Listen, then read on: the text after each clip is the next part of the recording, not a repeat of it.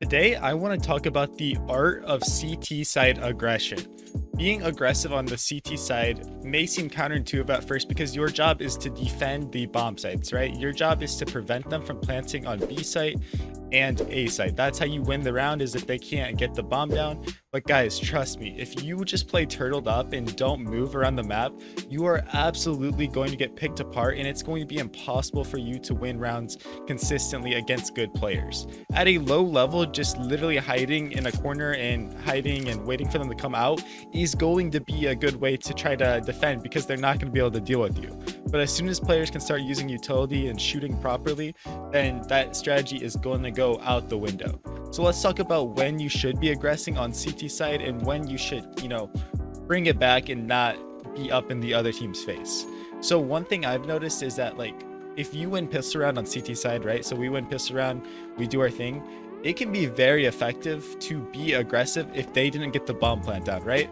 So say second round they didn't get the bomb plant down, they're gonna be on Glocks or Mac 10s, right? Like, they're not gonna have good buys. The buy is gonna be awful. So if you are aggressive and get up in their face, you're pushing mid, you're pushing apps with the SMG, it is so good to show them that they're gonna have to fight for all of this map control, right? Because what happens when you don't show the CT side aggression is the T side is like, okay, I don't have to use utility to take this. They're never here. I don't need to flash out apartments. I don't need to be worried about anyone in here. I don't need to be worried about anyone pushing top mid. I don't need to be worried about anyone in A ramp and Palace, because they don't do it. They're never there. So if you can start that aggression from early in the game, round 2, round 3, and show them, hey, you're going to have to use utility or hit a nice shot to get me out of here, but you better be ready. It's going to make them have to work a lot slower.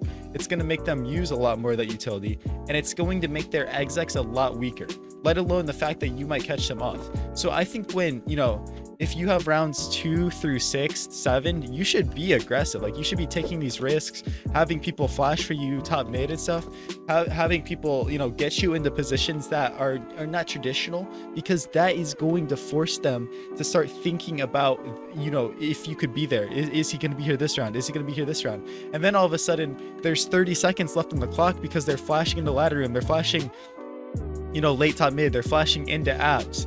And when it's time for them to actually go into their execution, they're like, guys, we don't have anything. We don't have anything. We used it all. So what you should start doing late game then, if you want to really hone into the strategy, is late game, you start to actually turtle up a little bit and throw some fake utility, right? I'd say rounds, 2 through 6, you're aggressive. Round 7 through, 12, round 7 through 12-ish, that's when you're throwing like utility, acting like you're aggressing, right? You're throwing utility to make them think that you're going into deep apps. You're throwing utility and you're playing this mind game with them. And then the last rounds of the game, maybe you just turtle up, right? The last rounds of the half, you just turtle up and force them. You really force them to take these risks, and then you keep all of your utility so that when they exec, you can drop your utility down and just be a nuisance, right? So it's just all about the mental game, guys. So CT side aggression, even though sometimes it seems counterintuitive at the basic level, it's going to give you such an opportunity to play this mental game, right? Because let alone you're going to force them to use utility. There's rounds where you might walk through B apps here, and now you have an insane flank on top mid or underpass, whatever, and now your team can gamble and rotate. So let alone the mental game is great when you're doing this aggression. Also, just strategically, it's a good play to do. So always, keep in mind these calculated risks. Understand that you might gamble wrong, you might choose wrong, and you're just done for, right?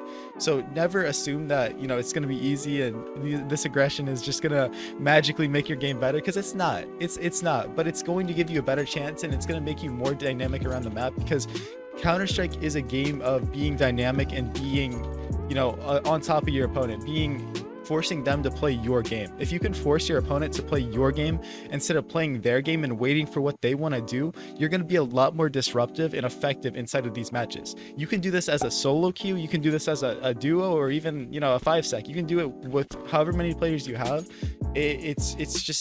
It's part of the mental game of CSGO. So I hope you guys enjoyed this video. This is not a sponsored video, so hit that subscribe button. It means so much to me. We're trying to grow on YouTube. I'm back posting content, guys. We're every single day in 2023, we will have a video out here. So you guys have a great rest of your day and stay strong. Keep doing what you do best, and I love you all. So appreciate you.